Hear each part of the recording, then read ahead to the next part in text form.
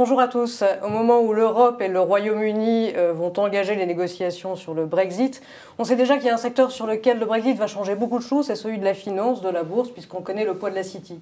Pour évoquer ce sujet, j'ai invité Stéphane Boujna. Bonjour. Bonjour. Vous êtes le directeur général d'Euronext. Euronext, c'est la grande plateforme boursière européenne qui rassemble les bourses de Paris, Amsterdam, Lisbonne et j'oublie la quatrième. Bruxelles, bien sûr.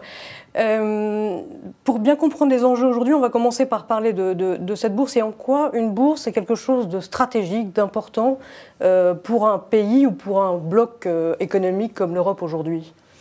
La bourse, c'est la maison commune de la croissance. La bourse, c'est l'endroit où se rassemblent les émetteurs, c'est-à-dire en fait des entreprises industrielles et commerciales, les gestionnaires d'actifs, les participants de marché, les banques qui, après avoir financé la dette des entreprises, cherchent à faciliter l'accès aux fonds propres.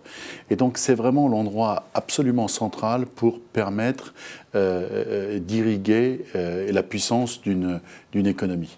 Et donc c'est pour ça que c'est stratégique. Ce n'est pas simplement une plateforme informatique, c'est aussi le lieu où s'expriment des choix de réglementation. C'est aussi des lieux où on assure la transparence, la stabilité, la fiabilité de l'information des prix et de l'information financière. Et donc c'est naturellement là que s'expriment les choix d'une collectivité économique. Vous disiez que c'est clé pour la croissance, ça veut dire que c'est vraiment clé pour l'économie réelle, pour le financement des entreprises, ou finalement est-ce que ce ne sont pas des activités un petit peu hors sol qui se développent voilà, on dit souvent que la finance n'a pas forcément de lien direct avec l'économie réelle. Et que... Pas du tout. La mission d'Euronext, sa mission sur son site web partout, c'est de permettre au marché de capitaux en Europe de financer l'économie réelle dans la zone euro. Je crois vraiment que si on n'a pas cette ambition de permettre à ceux qui ont trop d'argent et pas d'idées de trouver des moyens pour financer ceux qui ont beaucoup d'idées et beaucoup de projets et pas de ressources, et de se rencontrer en orientant l'épargne vers les fonds propres des entreprises, alors on passe à côté d'une mission absolument centrale des bourses depuis 300 ans et singulièrement d'Euronext dans son modèle fédéral depuis 15 ans. Parce qu'Euronext, justement, c'est dès l'origine, on va dire, une ambition européenne. Ça a été une histoire un petit peu compliquée puisque ça a été vendu à Wall Street au NYSE, la bourse de New York. Il l'a revendu depuis. Cette ambition européenne, est-ce que Euronext l'a toujours ou est-ce que l'ambition européenne, ce sont d'autres acteurs qui la portent, en l'occurrence le LSI, la Bourse de Londres, et puis Deutsche Börse, la Bourse de Francfort, qui eux ont prévu de se marier et qui eux créeront un mastodonte européen beaucoup plus gros qu'Euronext? Bien sûr, il y a un projet sur la table, il est soumis à plusieurs vérifications et approbations potentielles à la fois en termes de concurrence, en termes de stabilité financière et de risque prudentiel, mais aussi une appréciation sur les conséquences du Brexit sur ce projet. Bien sûr, ce projet est là, il faut en tenir compte et nous continuons à développer notre stratégie indépendamment de l'issue de ce projet. Mais ce qui est tout à fait particulier avec Euronext, c'est comme vous l'avez dit, c'est que c'est un projet fédéral. Il n'y a pas beaucoup de projets européens qui réussissent. Il y a Airbus, qui est une magnifique entreprise, mais et Euronext est infiniment plus petit, évidemment. Mais c'est un projet fédéral avec un siège à Amsterdam, un directeur général français, un directeur des opérations néerlandais, un directeur financier italien, un directeur des ventes britannique, un board dans lequel vous avez 2 Belges, 2 Néerlandais, 2 Français, un Portugais, un Anglais et une Allemande. Et malgré tout ça, nous sommes l'entreprise de marché la plus profitable sur le continent européen, significativement plus profitable que London Stock Exchange et marginalement plus profitable que Deutsche Börse. Donc, ce qu'est Euronext, c'est la preuve que les Européens, lorsqu'ils sont focalisés sur un projet de constitution d'infrastructures de marché performantes, peuvent le faire lorsque des Européens de la zone euro décident de développer une infrastructure de marché focalisée sur la zone euro. Européen, vous l'êtes par définition au travers d'Euronext, vous l'êtes aussi personnellement. Le Brexit, pour vous, ça a été une mauvaise nouvelle parce qu'une mauvaise nouvelle pour l'Europe, ou est-ce que c'est une bonne nouvelle parce que finalement, ça va provoquer un transfert d'activité de Londres vers la zone euro et donc ça va bénéficier à Euronext? Alors il faut bien distinguer ce qu'on peut ressentir les uns et les autres en tant que citoyens. Pour moi, c'est une terrible souffrance que le projet européen soit amputé de la contribution d'une grande nation comme le Royaume-Uni. Mais enfin, il faut tenir compte des réalités. Le peuple britannique a souhaité et a décidé de sortir de ce projet. Il faut donc s'adapter à cette nouvelle réalité. Et cette nouvelle réalité, elle doit permettre une très grande clarification.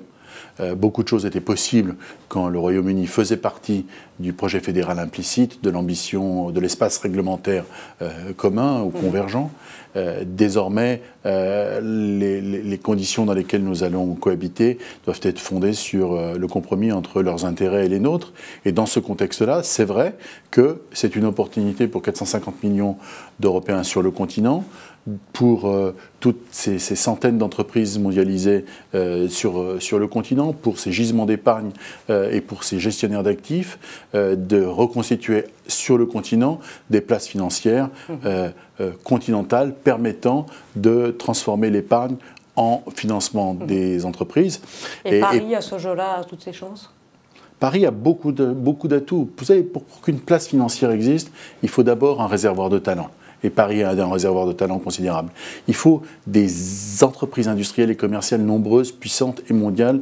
Et la France, et singulièrement l'Île-de-France, a des entreprises mondialisées extrêmement puissantes.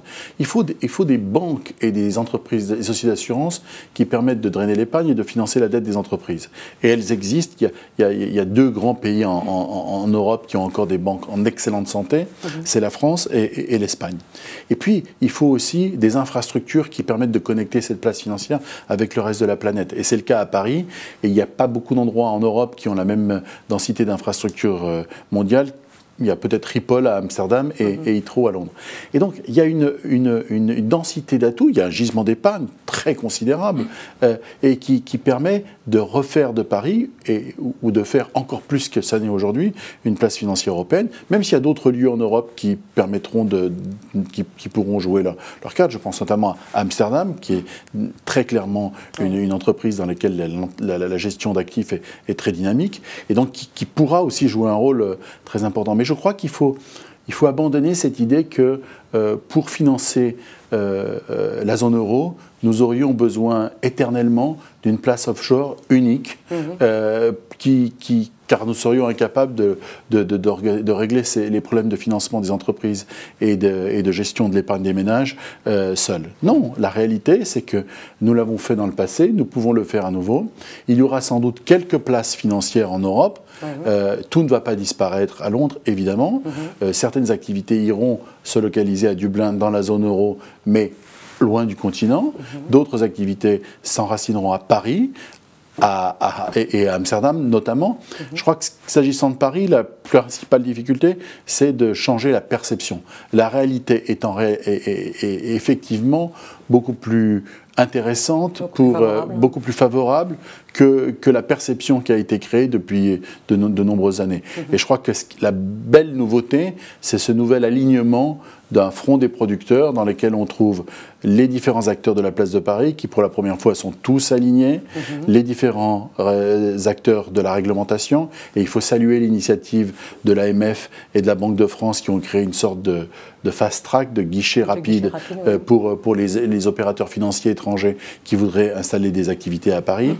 Il faut aligner évidemment les politiques qui coordonnent tout ça. Et je crois que ce qui a été fait en juillet autour d'Europlace avec le Premier ministre et la maire de Paris, bien sûr, mais aussi Madame Pécresse pour la région et puis Monsieur Devedjian pour le département des Hauts-de-Seine, et montre que si tout le monde partage la même ambition collective, on peut arriver à dépasser ces perceptions anciennes. Et puis il y a un agenda de loi de finances qui est assez concret. L'extension du régime des impatriés est quand même un signal assez concret, tangible de volonté d'attirer à Paris des activités qui en étaient absentes ou qui les avaient quittées. On verra dans les mois qui viennent si ce front uni derrière la finance française résiste aux échéances politiques à venir. Merci Stéphane Boujnah, à très bientôt. Merci. Bonne journée à tous.